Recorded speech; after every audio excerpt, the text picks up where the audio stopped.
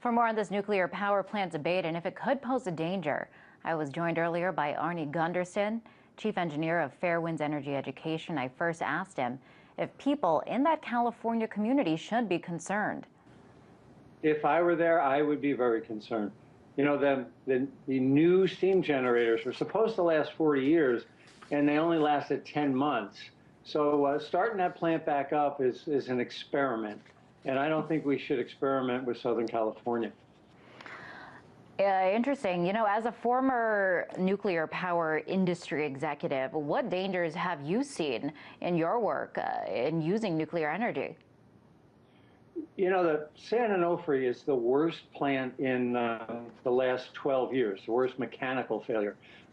But there was a mechanical failure out in Ohio back in '02 that we were about 2 weeks away from a meltdown there. It seems like about every 10 years there's a real serious mechanical problem, and we just catch it right before a gross failure occurs.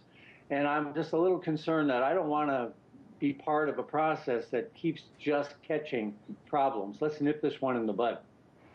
Yeah, I mean, we saw the devastation that played out in Fukushima, Japan. Could something like that happen here in the U.S.? You know, the worst plant in the country as far as evacuation plans go is San Onofre. When they built it in the 60s, there was nobody near it. But of course, Southern California has grown dramatically in 50 years. So it would be almost impossible to evacuate the people that have to get out. Yeah, it's the worst plant, and you got seismic risks, and you've got these steam generators that are just an experiment waiting to go wrong.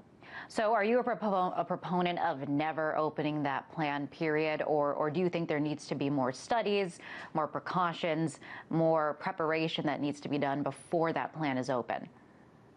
Well, at a minimum, the public should have a chance to have a licensing hearing on the process.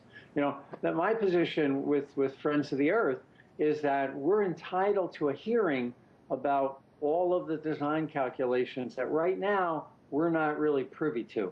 So I don't know that we need to shut it down, but I'd sure like to see the calculations before we let it start up. And the NRC is not really willing to let that happen yet. And why not?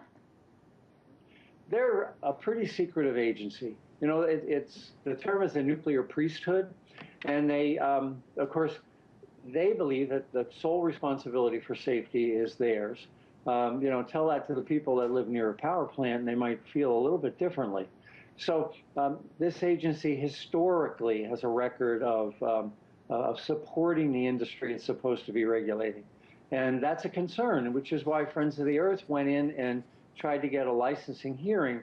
And of course, there's a lot of process still to go before we determine whether or not that's going to happen. Now, according to the Nuclear Regulatory Commission, nuclear plants generate 20% of the electricity in the U.S. That's a pretty good chunk there. What are the alternatives if you're in favor of getting rid of this form of energy altogether? Yeah, I didn't suggest I'm in favor of shutting all the nuclear plants down today. I don't think that's reasonable. As you said, what are the alternatives? But, you know, there's a couple of outliers, like the San Onofre plant, that's awfully old and broken. That should be shut down on economic grounds. The people in Southern California are paying close to $700 or $800 million, plus the cost for the repair, which is another $700 or $800 million. You're into this for over $1 billion, and you've got a plant that hasn't run in 14 months. Okay. Last off, I do want to ask you. Certainly, you pointed out a lot of glitches, a lot of very troubling things that could go wrong over there in California. Is there a way to administer nuclear power in a way that is safe and sustainable? Well, we need a regulator that actually enforces the regulations we have. If that had happened, San Onofre wouldn't have had this problem. Back in '04, there was a process that should have occurred where the Nuclear Regulatory Commission would have looked at this new steam generator and said, whoa, it's got problems. Well, San Onofre managed to skirt around that problem and not use the legal process. And so if we enforce the laws we have, we can have fewer chances of meltdowns like we almost had at San Onofre. Yeah, certainly. We don't want what happened over there in Fukushima to happen here on our own shores.